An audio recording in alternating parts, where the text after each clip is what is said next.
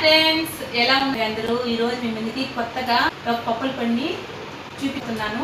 దాని పేరే మల్టీగ్రెయిన్ పప్పుల పొడి అండి. చాలా హెల్తీ ఫుడ్, న్యూట్రిషన్ కలిగిన ఫుడ్ అండి. చాలా హెల్తీ, అన్నిట్లోకి వేసుకోవచ్చు. అంటే ప్రతి ఒక్క తాలింపులోకి వేసుకోవచ్చు. అలాగే ఇడ్లీ, దోశ, చపాతీలో కూడా వేసుకోవచ్చు.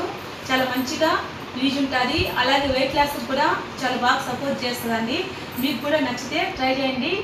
అది చేసేది ఏం కాదండి, మా మేడం చేస్తారు, నేను చూపిస్తాను మీకు నచ్చితే చూసేయండి. ఓకే, ఇప్పుడు మా మేడం కాడికి వెళ్తాను, రండి వెళ్తాం. సో మా మేడం కాడికి వచ్చేసారండి. ఇవే అండి పప్పుల పొడికి కావాల్సిన పదార్థాలు. సో ముందుగా ప్రాసెస్లోకి వెళ్ళిపోతాం. ముందుగా బాండ్లో పెట్టుకొని బాగా వేడి చేసుకున్న తర్వాత శనగకాయ పప్పులు వేసి బాగా ఇలా ఏం చేసుకున్న తర్వాత అలాగే గుమ్మడి గింజలు వేసుకొని ఓట్లు కూడా బాగా కలిపెట్టుకొని అలాగే పొద్దుతిడి గింజలు కూడా వేసేసుకొని ఇలా ఓట్లు కూడా బాగా కలిపెట్టుకోవాలి. కలిపెట్టుకున్న తర్వాత పుచ్చకాయ గింజలు కూడా వేసుకోవాలి. పుచ్చకాయ గింజలు అంటే కరుపుచ్చకాయ గింజలు కూడా కరుపుచ్చకాయ కూడా అంటారండి. ఆ గింజలు కూడా వేసేసుకొని ఇలా బాగా కలిపెట్టుకున్న తర్వాత అవిసె గింజలు, తెల్ల నువ్వులండి, వాటిని కూడా ఇలా బాండెట్లో వేసేసుకోవాలి. వేసేసుకొని ఇలా బాగా కలబెట్టేయాలండి. అంత ఐలో లేకుండా అంత సిమ్లో లేకుండా మీడియంలో పెట్టి కలిపెట్టుకోండి, లేకపోతే మాడిపోతుంది. పౌడర్ టేస్టే మారిపోతుందండి. టేస్ట్ బాగున్న తర్వాత ఇలా కలిపెట్టుకుంటే టేస్ట్ అనేది బాగుంటుంది. కాబట్టి ఇలా కలిపెట్టుకోండి.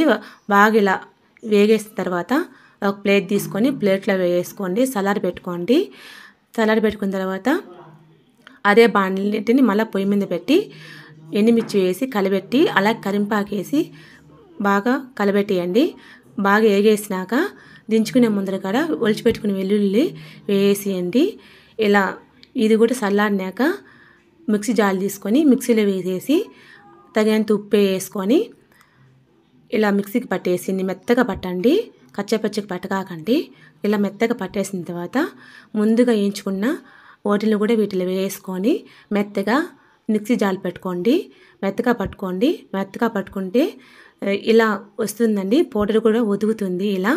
ఇలా వస్తుంది. ఇది ఒక ప్లేట్లో తీసుకొని సలాడ్ పెట్టుకోండి. ఒక డబ్బా తీసుకొని దాంట్లో స్టోర్ చేసుకోండి. స్టోర్ చేసుకుంటే బయట పెడితే 1 మంత్ ఉంటుంది. అలాగే ఫ్రిడ్జ్లో పెడితే 2 మంత్స్ ఉంటుందండి. ఓకే అండి, ఇలా వచ్చింది. మీకు నచ్చితే ఇలా ట్రై చేయండి.